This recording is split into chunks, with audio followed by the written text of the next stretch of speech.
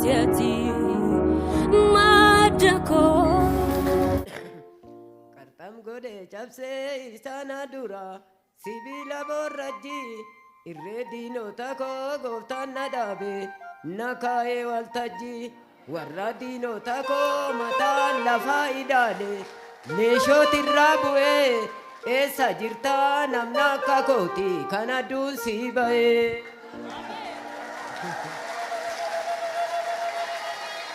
Yesus gooftaadha. Sanbata eeggaddaa miilli irraa cita jedhamee argitaniitu. Sanyoo kana dhufaniitu dhugaa ba'anii na kofalchiisan. Dhugaa faarfannaa isaanii ani taasisan yoo makana hin beeknu.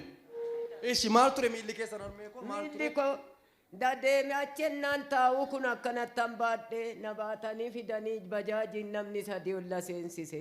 Iddoon taa'u hanbarii irrattuu lafa kaa'u kun akkanatti otoonsi kun. Lafa hin ejjetu. Lafa naan ejjetu. Da'asiin dhadhaabbataan dhufee asirra ga'ee ennaa isaan dhufanii kana konaatu qanii zayitii naa diban na keessaa dho'ee qajeele.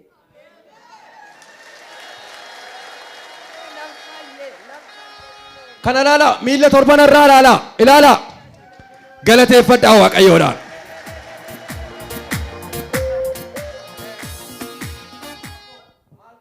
Baqaqsanii abaasan malee fayyitu naan jedhe ilmi koo lakki anachin dhaqu waldaa qabeessan dhaqa jedheen dhufe waan inni dadhabe malee hin deemu jedheen didee as dhufe kunoo na fayyise Waaqayyo inni tola nama fayyisu inni gubboon nyaanne na fayyise kunoo galanni saafaa ta'u naa galateeffadhaa naa galate ambulaamimmaan koo dhangalaasaa na gubaa na cuffataa nan iyyaa isa keessan rafee bule kunoo torban tokkicha rafee har'ammoo kunoo qulqulloomnaan miila kootiin deemee as ga'e galanni saafaa ta'u akkanuma taaboosisuu naa gala. Ishi akkoo ulee keessan eessatti gattanii galtan?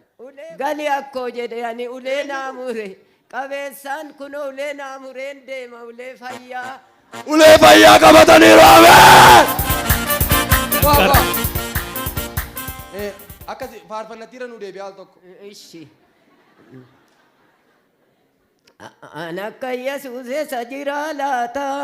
Kan akka Yesuus eessa jira laata? Narraa buuse kaabaa koosa ulfaataat. An akka Yeessa jira laata? An akka Yeessa jira laata?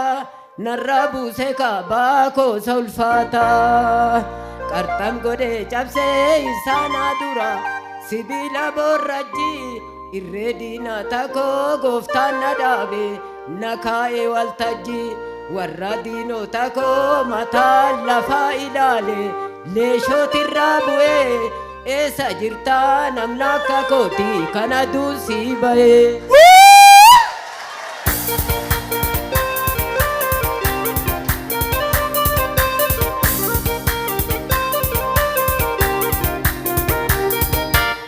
Kan isaanis beekta lakka si haa eebbisu Waaqayyo. Isin haa eebbisu nooraagaa taa kottaasi. Ilmoo koo harmee koo.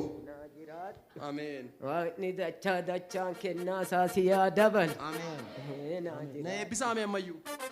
Amma gooftaan Yesuus dachaan darrabee si yaa dabalu kennaa isaa amma dhumaatti si haa dhaabu.